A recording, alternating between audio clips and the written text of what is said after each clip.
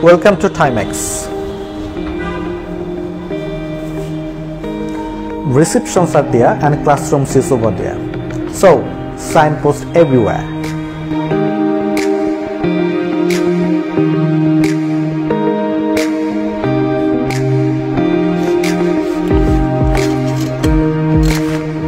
IELTS এক্সামে আমরা রাইটিংয়ে কিছু ওয়ার্ড এবং ফ্রেজ ব্যবহার করি এবং যে ওয়ার্ড এবং ফ্রেজগুলো আগে থেকে রিডারকে বলে দেবে আপনি কি বলতে চাচ্ছেন, অথবা আপনি যা বলতে চাচ্ছেন আপনার কথাগুলোকে কানেক্টেড করবে।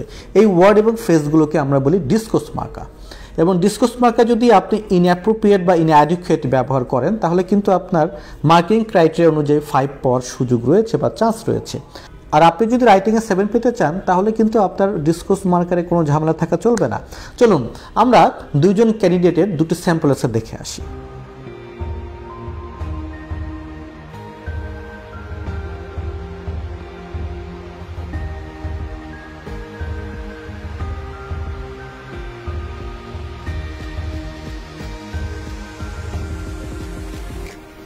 ওকে, আমরা যদি এই দুটো স্যাম্পল আনসার দেখি, একটিতে আমাদের ডিসকোর্স মার্কার রয়েছে 3টি এবং ফার্স্ট স্যাম্পল অ্যান্সারে কোনো ধরনের ডিসকোর্স মার্কার নেই।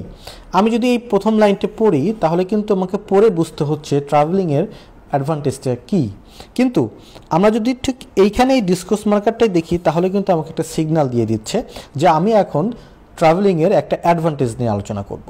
ওকে, সেকেন্ড, আমার যেটি একটি রেজাল্ট সেটা কিন্তু আমাকে পড়ে বুঝতে হচ্ছে, আর এখানে আমার as a result this discourse marker আমাকে বলে দিচ্ছে এখন আমি অ্যাজ এ রেজাল্ট নিয়ে লিখব। পাশাপাশি আমরা যদি ফর এক্সাম্পল দেখি তাহলে আমরা বুঝতে পারবো যে এখানে একটি এক্সাম্পল রয়েছে, বাট আমার ফার্স্ট স্যাম্পল অ্যান্সারে আমাকে কিন্তু ফর এক্সাম্পল নেই, কাজে আমাকে পড়ে বুঝতে হচ্ছে এটি একটি এক্সাম্পল লাইক দিস। কাজেই আমরা যদি আমাদের রাইটিংটাকে আগে থেকেই রিডারকে একটা সিগন্যাল দিতে চাই আমাদেরকে অবশ্যই ডিসকোর্স মার্কার ইউজ করতে হবে।